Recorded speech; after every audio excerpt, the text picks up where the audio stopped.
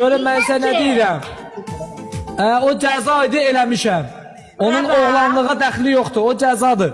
Deyirəm ki, bayağı başına yaxşıcan oğlansan, yoxsa yox. Yox, qıraq söhbət eləməyək, eləmən, zəhmət olmasın. Oğlan dövsənsən, kişsənsən. Onun oğlanlığa dəxli yoxdur, o cəza... Peşman olup giderler biz nesiller.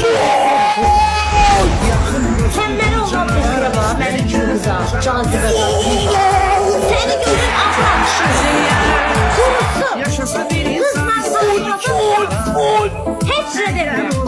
Allah belanı verir. Senin cazibeden. Bütün komandamız yığılsın oynaya. Kurusun evi. Bütün komandamız yığılsın oynaya.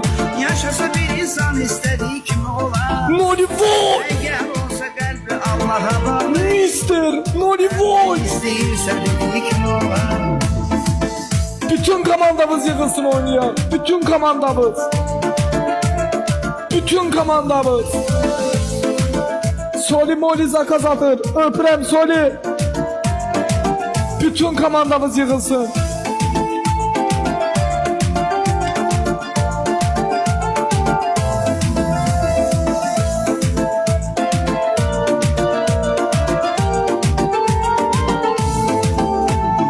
Esas birinci dostluğda temeldi. Sözümüz sözdür, emelimiz emeldi. Biz zamanenin her yüzün görmüşük. Filistişni hayat derdi sürmüşük. Dostudur dostuna dayak kimi olar. Arkasında zirveli dağ kimi olar. Destek olursunuz, alan olsun size.